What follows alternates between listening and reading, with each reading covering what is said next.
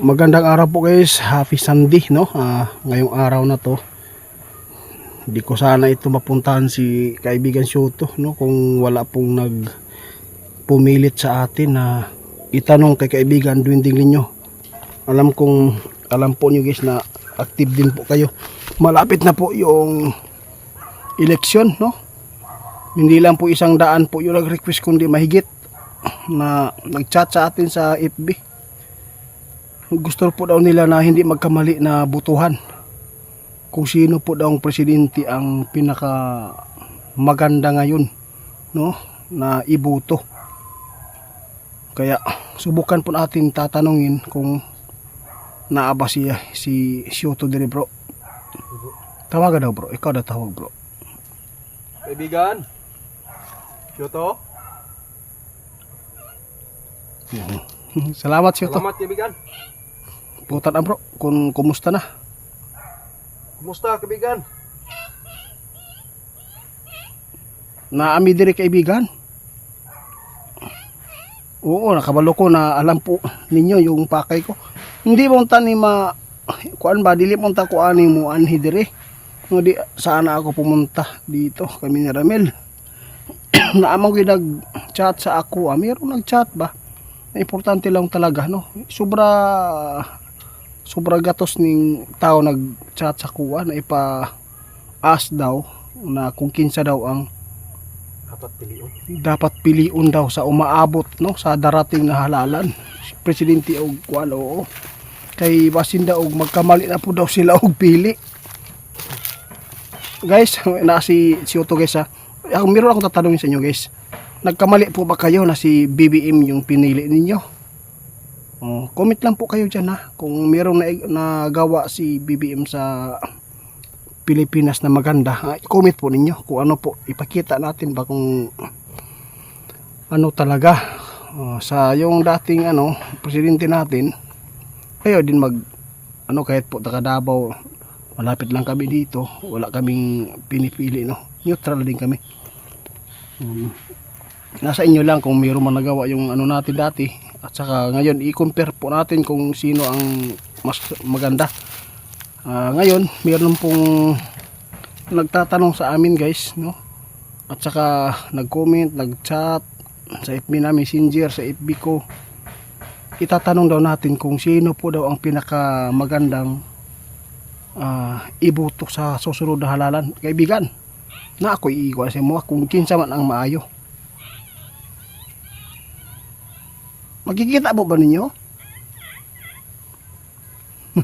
Guys, makikita po nila ang kung sino man yung tumakbo no, na presidente na maganda iboto. Kaya abangan po daw natin. Pero nandito po ba yung tatay mo?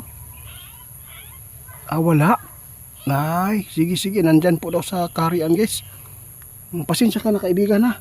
Manang sa manunin, nadamay naman taan yung politika. No, pasensya ka na kasi marami talaga naghanga sa iyo, lalo na po sa ginawa po ninyo na pasukuin si yung pastor no, na pasukuin ba ni Soko yun. Maraming na mga tao nagtaka kung bakit po daw nagawa niyang sumuko. Pagka nagkagulo pag yun bro. Parang tayong mga bata dito guys no, nagtatanong sa mga ganitong usapin. Hindi man sana tayo hindi man kami yung mga politics diyan no, hindi man kami mahilig na kung mag-sausaw, pero mas maganda din talaga kung doon tayo mag-base sa kay Shoto or Linyo para hindi po totoo yan kaibigan no, para hindi tayo magkamali. Salamat kaibigan. Nasa susunod guys, sabihin po daw niya yung kung mag-file candidacy na ba? Di ba bro? Ba bro? Tama. Guys, maghintay lang po kayo guys. I-update po daw niya tayo. Kasi hindi pa daw na makikita ni kaibigan Shoto kung sino talaga ang tatakbo. Isasali ko dito sa amin guys kung sino ang magandang butuan para hindi din po kami magkakamali kung sino talaga yung magandang mayor din na namin dito.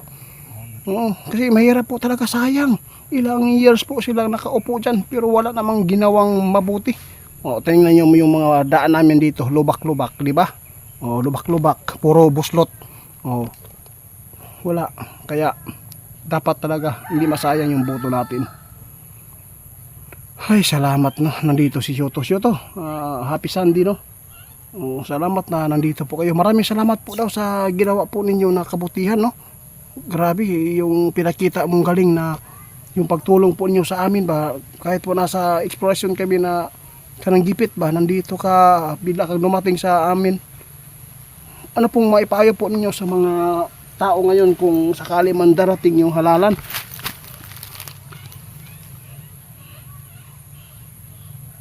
Ha? Yon, tama yan.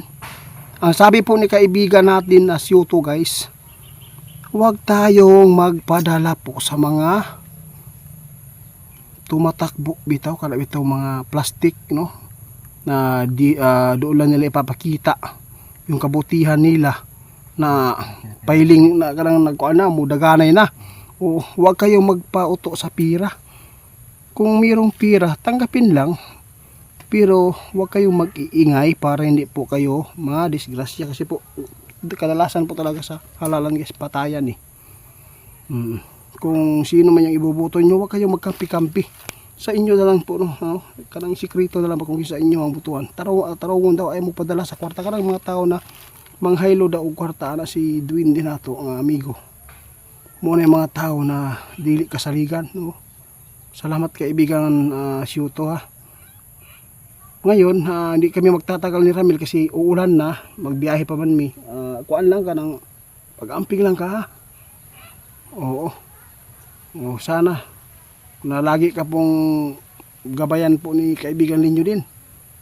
Kumusta man po dito yung naggulayan dito? Hindi ka ba inaano dito? Ay, binibigyan ka pala ng tinapay? Ay, grabe naman to, ang bait. Pero yung nakatira dito mabuti, di ba? Oo, maraming salamat sa iyo ha. Hindi lang ako magtatagal dito. Sa susunod mo na lang sasabihin kung clear na gyud ang kanang klaro na gyud kay daw guys, kanang mudaghanay upa ka presidente bro, no? Guys, ipapaabot ko sa inyo sa darating na halalan, sasabihin na po ni Shoto kung sino talaga ang magandang butuhan, no? Para hindi po tayo magsisi sa huli. Oh, grabe naman to. Kung sino kaya yung presidente na makapagbigay po ng totoong serbisyo sa mga mahihirap, sa mga magsasaka, sa mga tao na dapat tulungan, no? Kasi yung bangayan po talaga. Ay, meron pa akong kaibigan. Itatanong sana, no? Kung okay lang. I-off cam ko na lang, ha? Nung kasi mahirap na pag dito, baka maraming mga tao na mabalaka ba sana bro, baka ma-worried ba kung dito sa social media ko pa to idaan.